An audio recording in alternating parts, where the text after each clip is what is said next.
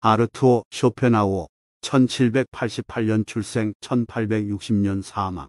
모든 사람은 자신의 이해 정도와 인식의 한계 내에서만 세상을 바라볼 뿐이다. 건강한 거지가 병든 왕자보다 행복하다. 나무가 튼튼해지기 위해 바람이 필요하듯 인간이 건강해지기 위해서는 운동이 필요하다. 행복의 90%는 건강에 달려 있다. 인간은 본능적으로 자신의 정신이나 신체적 불완전성을 보완해주는 이성에게 끌린다. 아무리 좋은 돌도 연약한 팔로 던지면 멀리 못 가듯 위대한 걸작도 우둔한 사람을 만나면 빛을 잃는다. 흘러가는 시간은 권태에 사로잡힌 자들을 벌한다. 이기적인 성품을 지닌 사람은 늘 비탄에 빠지며 타인의 감정 따위는 무시한다. 격한 어조로 말하지 말라. 그것은 언제나 비이성적인 말을 동반한다. 인간의 행복과 불행은 무엇으로 자신의 마음을 가득 채우느냐에 달려 있다.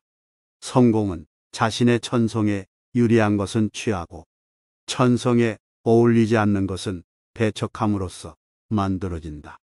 인생에서 가장 강렬하고 놀라운 사건은 대부분 사랑이라는 감정에 의해 만들어진다. 지나치게 몸이나 정신을 혹사시키는 것은 수명을 줄일 뿐 아니라 신체적인 활력도 앗아간다. 세계는 곧 나의 인식의 반영이다.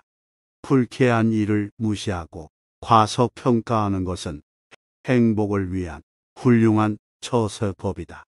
인간 댐댐이가 상반되는 사람은 서로를 미워하고 볼품없는 자가 뛰어난 자를 멸시하는 일은 흔하다. 행복은 주어진 환경 그 자체보다는 세상을 인식하는 개인의 기질에 좌우된다. 모든 사람은 자신과 닮은 것을 좋아한다. 일기는 경험과 지혜를 축적하는 훌륭한 수단이다. 우리는 이미 가지고 있는 것에 대하여는 좀처럼 생각하지 않는다. 언제나 없는 것만을 생각한다. 우리들이 어려운 형편에 있을 때는 과거의 좋은 기억들은 회상한다는 것이 매우 유용한 일이 될 수 있지만 좋은 형편에 있을 때는 나빴던 기억 따위가 매우 냉혹하고 불완전한 것이 된다는 것은 참으로 기묘한 사실이다. 우리들 인간과 비교해 볼 때 짐승은 한 가지 참된 지혜를 가지고 있다는 것이다. 그것은 현재라고 하는 순간을 늘 차분하고 조용한 기분으로 지낸다는 것이다. 이 세상에 있는 모든 생물은 살려고 하는 의지를 충분히 가지고 있으나 이 의지가 충분히 만족되지 않기 때문에 산다는 것은 괴로운 것이다. 약간의 근심, 고통, 고난은 항시 누구에게나 필요한 것이다. 바닥짐을 싣지 않은 배는 안전하지 못하여 곧장 갈 수 없으리라. 양서를 읽기 위한 조건은 악서를 읽지 않는 것이다. 인간의 행복은 거의 건강에 의하여 좌우되는 것이 보통이며 건강하기만 하다면 모든 일은 즐거움과 기쁨의 원천이 된다. 반대로 건강하지 못하면 이러한 외면적 행복도 즐거움이 되지 않을 뿐 아니라 뛰어난지 정의조차도 현저하게 감소된다. 용기란 우리들 인간이 행복을 누리는 데 있어서 하나의 중요한 구실을 하는 요소이기도 한 것이다. 인생의 첫 40년은 자신이 직접 쓴 소설이며 나머지 30년은 그 소설을 해설해준다. 행복은 만족을 모른다. 착시현상과 비슷하다. 늘 또 올 것만 같은 그 무엇이다. 우리가 행복에 가까워지고 있을 때 행복은 지평선처럼 저 먼 곳으로 달아난다. 하루는 작은 일생이다. 아침에 잠이 깨서 일어나는 것이 탄생이요. 상쾌한 아침은 짧은 청년기를 맞는 것과 같다. 그러다 저녁 잠자리에 누울 때는 인생의 황혼기를 맞는 것이라는 사실을 알아야 한다. 재능은 타겟을 보고 타겟을 정확히 맞출 수 있지만 천재는 사람들이 볼 수 없는 타겟을 본다. 의사는 삶들의 연약함을 보고 변호사는 모든 사악함을 그리고 신학자는 모든 어리석음을 본다. 푸는 바닷물과 같다. 마실수록 갈증이 난다. 명예 또한 마찬가지다. 강을 거슬러 헤엄쳐라. 좌절을 경험한 사람은 자신만의 역사를 갖게 된다.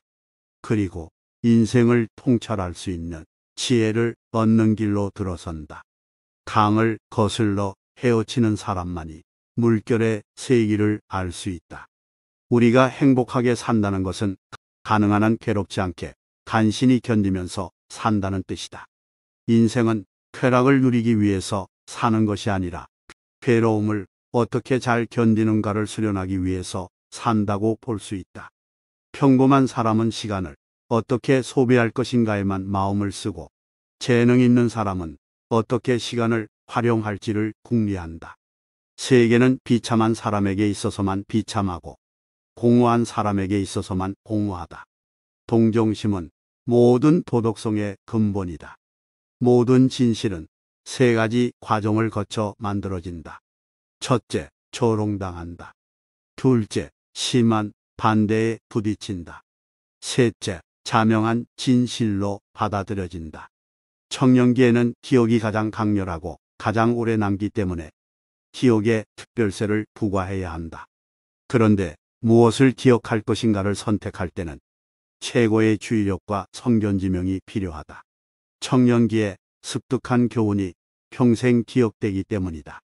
희망은 마치 독수리의 눈빛과도 같다. 항상 닿을 수 없을 정도로 아득히 먼 곳만을 바라보고 있기 때문이다. 행운은 거울 속에 나를 바라볼 수 있을 만큼 용기가 있는 사람을 따른다. 자신감을 잃지 말라. 자기를 존중할 줄 아는 사람만이 다른 사람을 존중할 수 있다. 사람은 누구나 자신의 시야의 한계를 세상의 한계로 간주한다. 들쩍지근한 형이상학적 철학은 믿지 말라.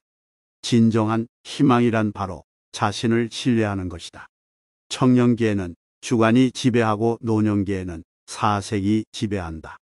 다시 말하자면 청년기는 작가로서 알맞은 시기이고 노년기는 철학을 하기에 적합한 시기다.